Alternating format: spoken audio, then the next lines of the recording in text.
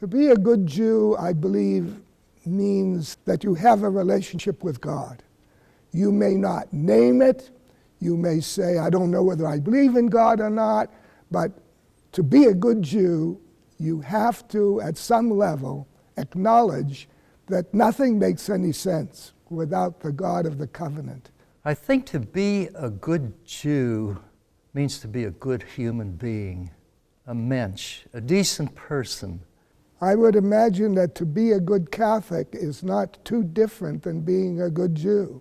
The particularities are different, but the basic fundamental position is not different. We're all created in that image of the divine image. So there's a kind of eternity in us. Our theologies differ from one another, but we begin at the same place.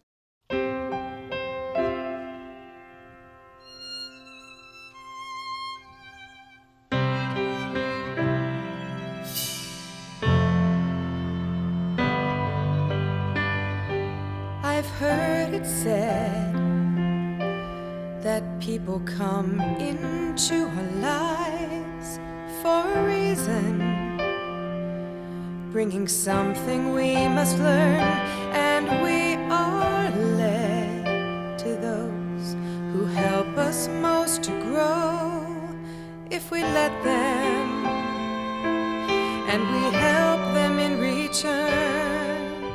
On 200 green acres, America's first Benedictine college, St. Vincent, welcomes 1,800 students a year. Here, two men, a Catholic and a Jew, began a dialogue nearly 50 years ago, rooted in their faith. I'm J. Edelstein. I hail from New England, Massachusetts, a small town called Newburyport, which is 36 miles north of Boston. So I'm a Yankee. I'm Father Campion.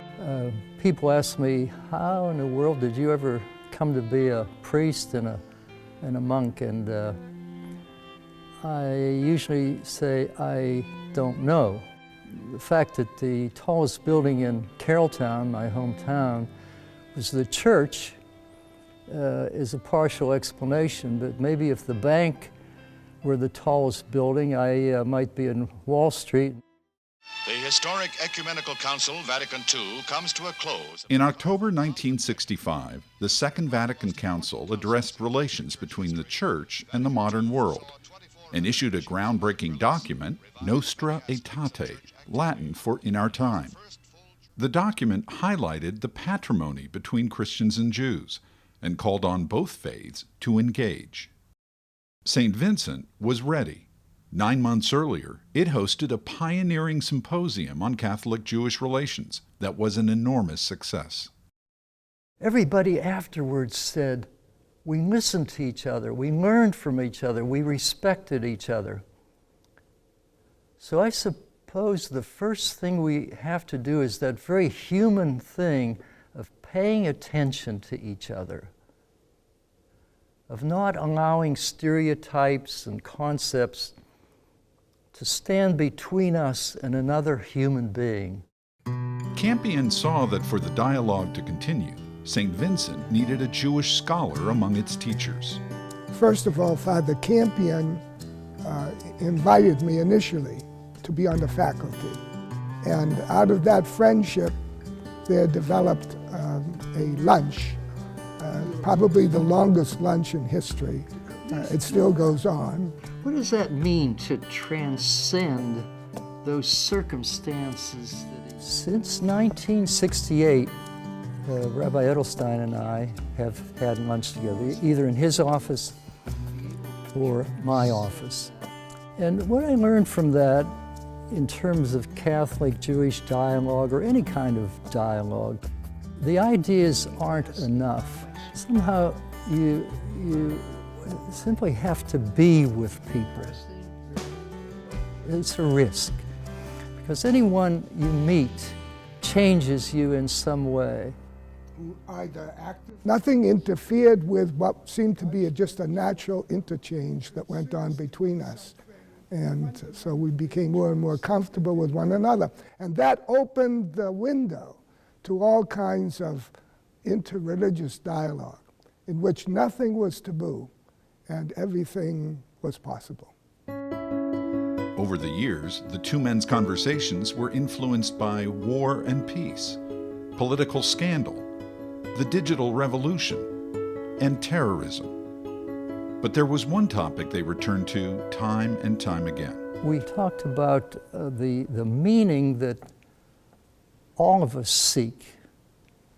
And we discovered that independently of each other, we were both taken by the philosophy, the theology, the psychology of a psychiatrist by the name of Viktor Frankl. I said, oh, gee, this is the same question that the document of the Second Vatican Council raises, that we're all in this all together, and we seek meaning together. Meaning is not something that we construct. Meaning is something that we discover. We find meaning, and if we're open to God's help, there are messages that are signs that direct us in terms of how to fulfill our particular destiny. Explain to me how learning to manage risk could be a good life lesson. One former student who found meaning in the teachings of Rabbi Edelstein and Father Campion is Jennifer Silva Stellanis, an English teacher at Trinity High School in Washington, Pennsylvania. She recalls how their class changed her perception of the world. I observed that sometimes the most powerful ideas were not those that were shouted the loudest, but the ones that came after quiet, deliberate contemplation. And that was something so fruitful and so interesting. In a world of so much commotion, in a world where extroverts get all of the attention, these two very learned men taught me something new about authenticity, taught me something as a young adult, a 20, 21-year-old kid, about what it means to truly interact with others in the real world. How can we apply that? The lessons Stellanis learned are helping to inform her approach with her own students and to help her cut through the clutter of the modern world. We are inundated with noise in absolutely every facet of our everyday life. From my kids having their earbuds in to me paying more attention to a Verizon commercial than my husband. And this class it absolutely begged me to stop and take the time to listen, to stop and to actually put aside preconceived notions and connect with someone I desperately need to have a conversation with. Maybe learning isn't just sitting down and typing. It's given me the opportunity to be a better teacher. It's given me the courage to stand up for young people and be a better leader. It's given me the grace to be a better spouse.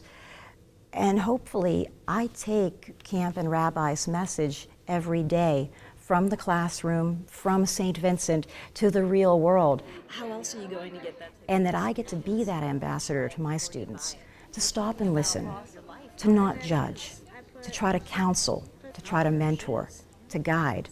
Awesome. For Roxanne Mirminsky, Rabbi Edelstein's class on the Holocaust led to a life-changing journey to Poland. Having Rabbi Edelstein's class was a very moving experience. It inspired me to pursue a trip hosted by the Agency for Jewish Learning. I visited different concentration camps in the hometowns of 2 survivors who were also on the trip. It was a transformative experience,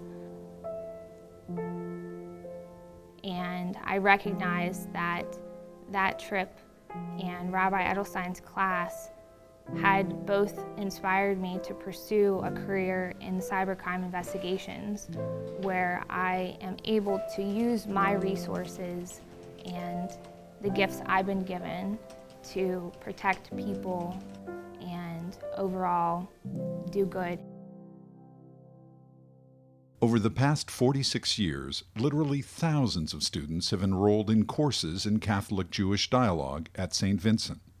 For many, the experience has proven invaluable. Every day we meet new people. There are people we like and people we don't like. And the truth is that in the midst of that reality, you have opportunities to change the world on a daily basis. And in Rabbi Edelstein's class, you learn how to be the person that can bring that reality into the world that you touch. This kind of course provides an opportunity and a venue to see that two individuals with, yes, similar but yet very different beliefs are able to hold a civilized dialogue that really is powerful. I would say that Catholic-Jewish dialogue is very important because at its root, it's not only about understanding the other party, but it's a lot about understanding us and where we come from. In addition, it just really made me feel as though there's more to this world than just one viewpoint. There are multiple viewpoints, and nobody is necessarily right, and nobody's necessarily wrong. It gives a broader perspective of the entire picture, rather than just keeping it as two separate things that kind of get along, but don't really meet in the middle to understand why they are the way they are. Every faith asks the same question, the mystery of where we're going, why we're here. To be able to share each other's ideas is, I think it's a great leap forward. It's a good way to start discussing the bigger questions in life, questions that we've always been wondering about. 70 years ago, to ensure that students at St. Vincent College will be able to continue to frame those questions through the lens of different faiths, the school is establishing a chair in Catholic-Jewish dialogue in honor of Rabbi Jason Edelstein. My father is obviously a man of great faith, and he's devoted his life to that. And I think it's hard to have anything but reverence for him. Dialogue is merely the platform upon which things start. what did he talk about? Well, he asked questions. Dialogue is not just a word. It is an experience in which there are three partners present. There's you, there's the other person, and there's God in between. And it's the three interacting together that create a lasting kind of experience. There's no telling where that dialogue will take us, but it will open doors, and the hope is that it can be something that takes on a life of its own. Our world is a divided world, so instead of lamenting it, I think it's incumbent upon us to do something about it. And this is what we're able to do. This is our mission as a Catholic college, to try to bring people together. I feel that we do become greater by sharing our beliefs. Certainly that has been true for me. I feel that the 46 years I've spent here at St. Vincent have made me a better Jew, a better rabbi. And that sounds strange, but in order to be able to know what you believe in, you have to be able to explain it to others. And to explain it to others, you have to be open to the challenge that they face in trying to understand you. We need leaders in this world, like Father Campion and Rabbi Edelstein, who won't lead with a shout, but who will lead by listening, and who will mentor, and who will guide, and who will encourage others to teach, to be there for those students who will need that calming presence too, just as I did when I was a 20-year-old kid. I do believe that this small Benedictine liberal arts Catholic school in the middle of Western Pennsylvania, surrounded by cornfields, engaging in this massive interfaith dialogue with two religions that have been around for thousands of years, is just the microcosm and an experiment of what could be done throughout society and throughout all of humanity. I think what I hope to gain from all of this is that when I'm done with these classes, I can look back at everything, at my own history, at the history of civilization even, look at my own faith and the faith of others and say, yes, this makes sense now. My hope for students who have taken courses with me when they have left is that they will feel that they have enlarged their view of life, that they feel stronger in some fashion, more confident in some fashion, and above all, more hopeful in some fashion. Who can say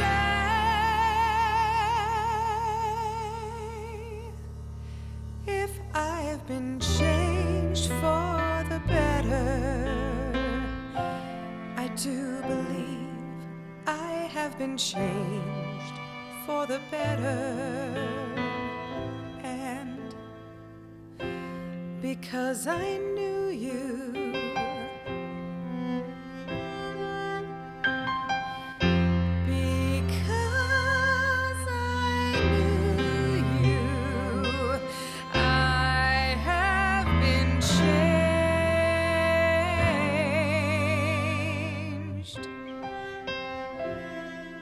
for good.